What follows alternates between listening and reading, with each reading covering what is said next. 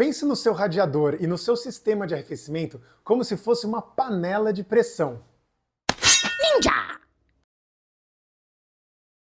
Assim como eu expliquei no vídeo anterior sobre tampa do radiador, quando a água atinge uma certa temperatura, ela passa do seu estado líquido para o estado gasoso, para bolhas, para vapor. É o processo de ebulição da água. Para esse processo acontecer de transformação, ela encontra uma resistência no líquido, dentro da água. Quanto maior for essa pressão, mais difícil vai ser esse processo. Quanto mais pressão a gente tiver no sistema, maior vai ser o ponto de ebulição. Então, a temperatura para que isso ocorra é mais elevada. Bom, pensando que o nosso sistema é como se fosse uma panela de pressão, quem vai definir essa pressão dentro do sistema é exatamente a tampa do radiador. A tampa do radiador tem a função, obviamente, de fechar o sistema, fechar o radiador, mas também definir a pressão com que o sistema vai trabalhar. Cada tampa e cada sistema tem uma pressão de trabalho e quando essa pressão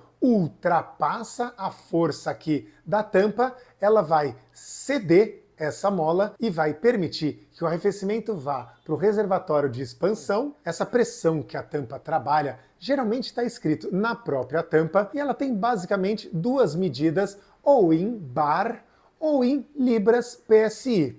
Obviamente, essas medidas são correlacionadas. Bom, vamos pegar como exemplo aqui a tampa dos Hondas mais comum, que ela é 1.1 bar. Significa que essa mola ela tem uma tensão que ela suporta até 1.1 bar de pressão.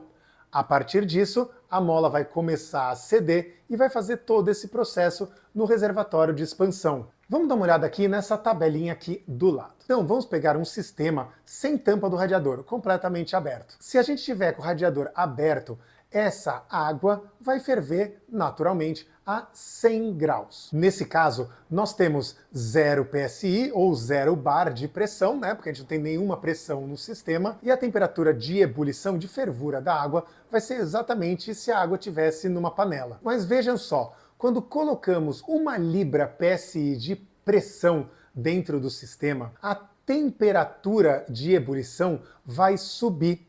Mais ou menos aqui, ó, 1,6 graus Celsius. Eu estou colocando em Fahrenheit também, porque mais ou menos numa conta, cada PSI que a gente coloca de pressão dá de 2 a 3 graus Fahrenheit a mais do ponto de ebulição. Então eu fiz uma conversão aqui direta, pode ser que esse número varie um pouquinho, mas dá pra gente ter uma ideia. Agora, eu vou colocar outras medidas aqui, ó, bem comuns que a gente encontra por aí. Então, se a gente colocar uma tampa 0,9 bar de pressão, que em libras dá 13 libras PSI, veja que o ponto de ebulição vai para mais de 120 graus. A famosa tampa 1.1, veja, 5 graus a mais do que a tampa 0.9.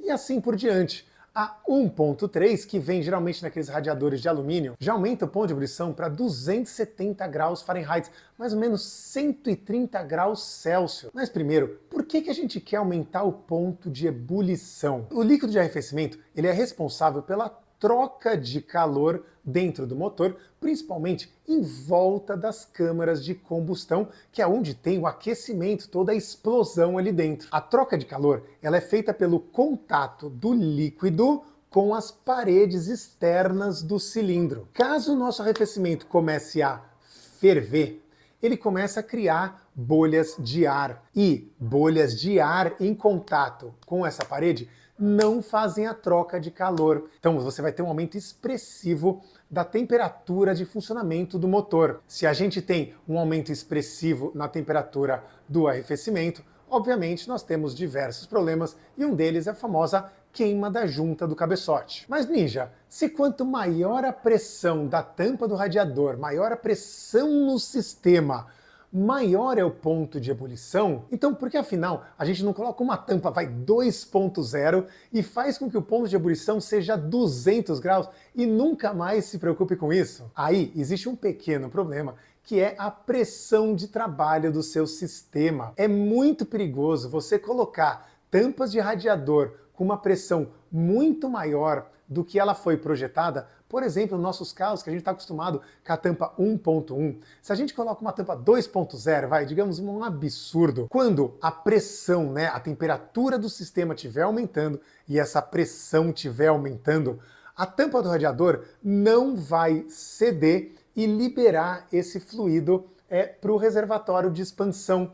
Ele vai manter essa pressão lá dentro, vai manter, e aí o que vai acontecer? Vai começar a vazar pelo seu sistema. O seu sistema, ele foi projetado, nesse caso, por exemplo, 1.1, para trabalhar com a pressão 1.1. Então, se você lacrar esse radiador e não permitir que a pressão saia, você vai estourar mangueira, vai estourar cano d'água, bomba d'água, todas as partes que tem de vedado do motor do arrefecimento vão começar a vazar. Mangueira, se você tiver uma mangueira em mau estado, ela pode arrebentar, pode estourar a braçadeira e até mesmo a bomba d'água que está projetada para funcionar dentro de uma pressão. Se você aumentar a pressão demais, pode ser que até ela perca um pouco da sua funcionalidade dentro do sistema de refrigerar e recircular a água dentro do seu motor. Bom, então, primeiro de tudo, é muito importante você ter uma tampa do radiador em bom estado,